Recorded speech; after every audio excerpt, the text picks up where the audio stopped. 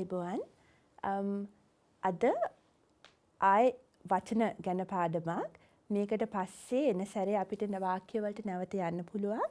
මම conjunctions කියන වචන කාණ්ඩය උගන්වන්නම් parts of speech එකේ. මම ඔබට කිව්වා දල වශයෙන් and but yet so ඒව තමයි conjunctions කියන්නේ. අපි කවියකින් පටන් ගමු. මේක අපි කරපු කවියක්. එම නිසා ලේසි වෙන්නත් පුළුවන්. මම කැමති කවියක් හිත මම ඒකම භාවිතා කරන්න හිතුවා. මේක තමයි කවිය.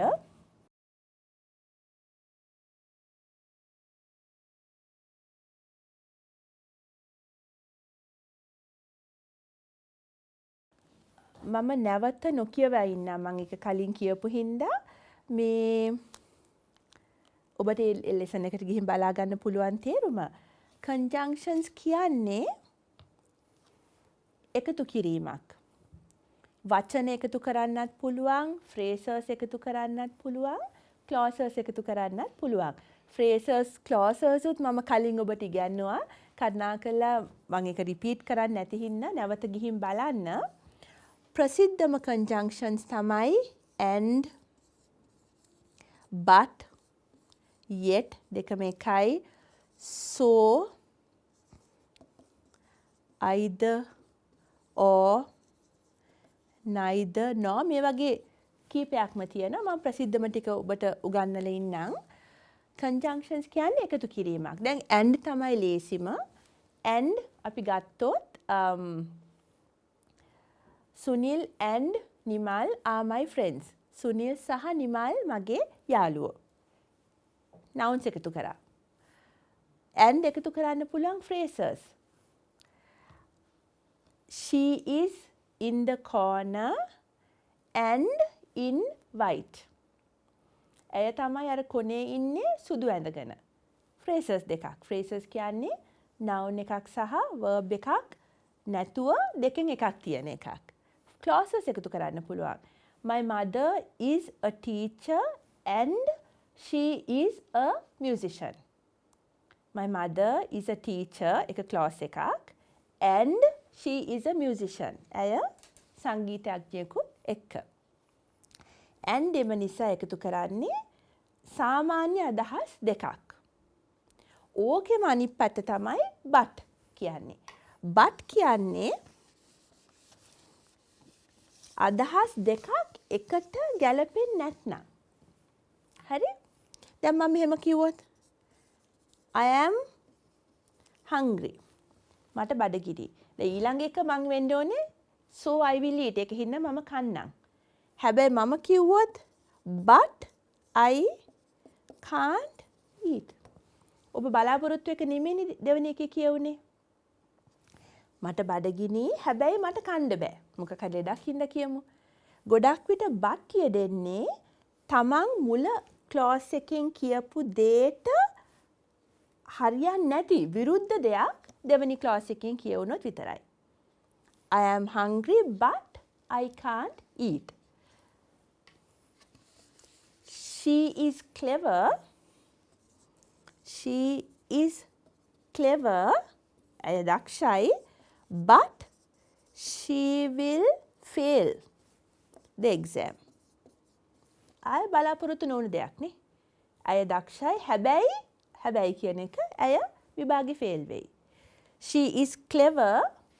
pass කිව්වොත් she will pass the exam කිව්වොත් but එක දාන්න බෑ. මොකද but එක එන්නේ විරුද්ධ එකට.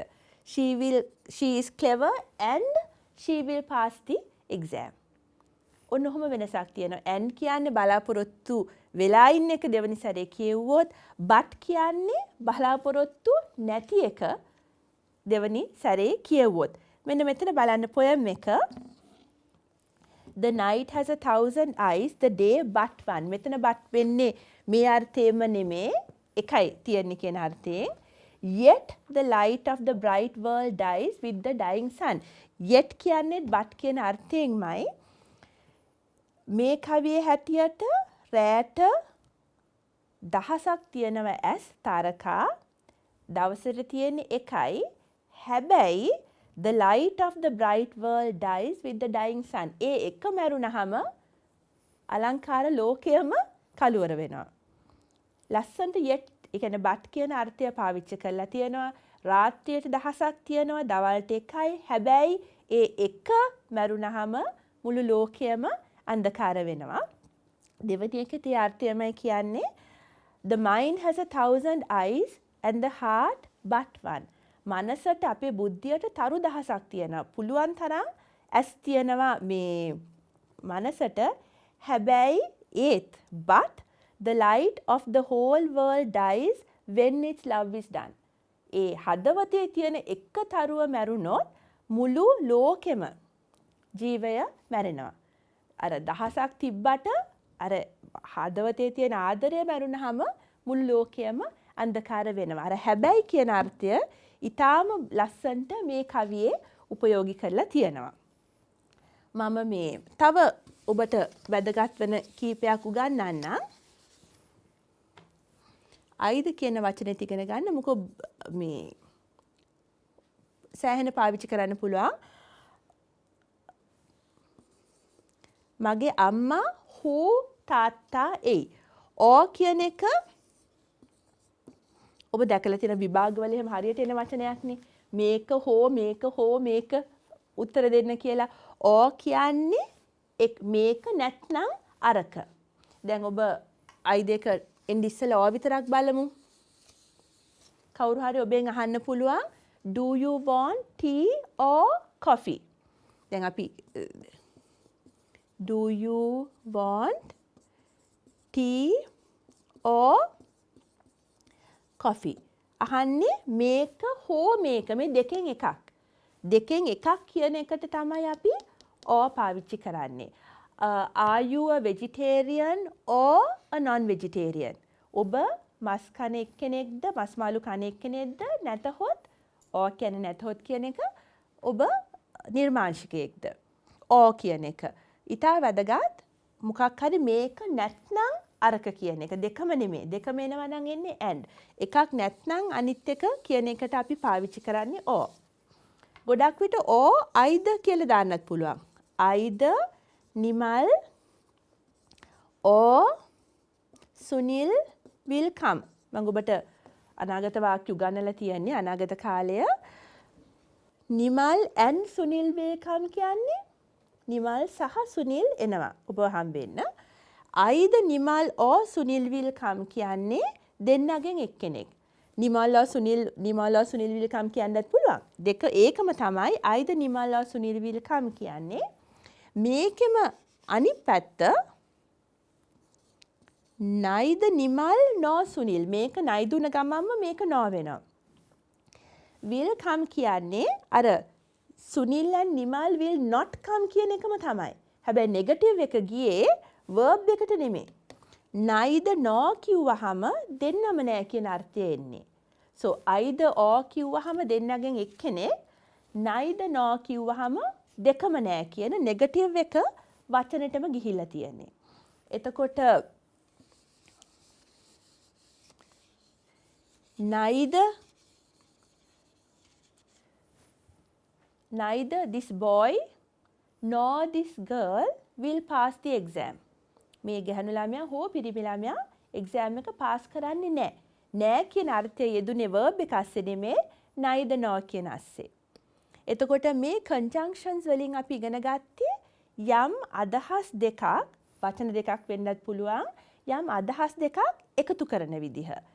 ලේසිම ප්‍රධානම ක්‍රමයේ and but කියන්න පුළුවන් යම් දෙයකට this is important, this vegetable is nutritious but expensive. adjectives දෙකක් එකතු කරන්නත් පුළුවන්. දැන් this vegetable is nutritious but expensive. හැබැයි ගණන්. සමහර මේ එළවලු is nutritious but expensive. This book is important but boring. මේ පොත වැදගත් හැබැයි කම්මැලි. එහෙම වචන දෙකක් adjectives දෙකක් එකතු කරන්නත් පුළුවන්. විරුද්ධ නම් but දෙකම එක පැත්තට නම් and. එතකොට මම or ඉගන්නුවා දෙකෙන් එකක් කියන අර්ථයෙන් either or කියන්නේත් ඒකයි, neither nor කියන්නේ දෙකම නෑ කියන අර්ථයෙන්. ඔය conjunctions ඉගෙන ගන්න conjunctions ඇත්තටම ලේසි වගේ පෙවුනට ලේසි නෑ. මොකෝ වචන එකතු කරන්නත් පුළුවන්, phrases එකතු කරන්නත් පුළුවන්, clauses ඒ කියන්නේ ප්‍රධාන අදහස් දෙකක් එකතු කරන්නත් පුළුවන්. ලියනකොට punctuation ගැන මතක තියාගන්න. ඔය ඔක්ස්ෆර්ඩ් කොමා ආදියත් එන්නේ මේකෙන් තමයි. දැන් හිතන්න අපි ගොඩාක් දේවල් එකතු කරනවා කියලා. I can sing and dance. මට සින්දු කියන්නත් පුළුවන්, නටන්නත් පුළුවන්. හිතන්න මේක දිගට එකතු කරනවා කියනවා. I can sing, dance, act and give talks. ඔන්න දැන් මම 4ක් දැම්මා.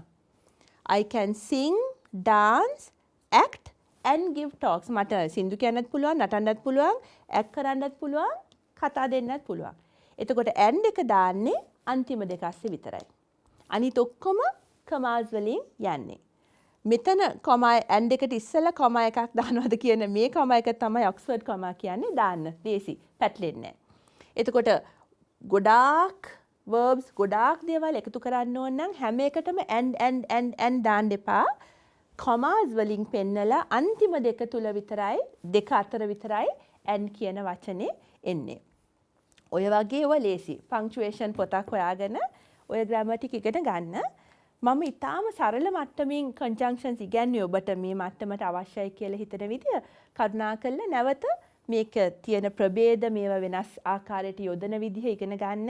දැනට and කියන්නේ සමාන දෙකක් එකතු කරන එක, but කියන්නේ විරුද්ධ දෙකක් එකට කියන එක, or කියන්නේ දෙකෙන් එකක් කියන එක, either or කියන්නේ දෙකෙන් එකක්, phrases clauses ඕන එකට ගන්න පුළුවන්, neither nor කියන්නේ දෙකම නෑ කියන එක. දැනට ඒ ඇති. නැවත කවිය බලා ගන්න. ලස්සන කවියක් හින්දා ඒ ලස්සන තේරුමක් නැවත තියෙනවා. මේ conjunctions පාඩමෙන් පස්සේ අපි එන පාඩමින් ඉඳන් නැවත වාක්‍ය මට්ටමකට ප්‍රශ්න අහන විදිහ කර්මකාරක එහෙම ඉගෙන ගන්න යන්. බොහොම ස්තුතියි.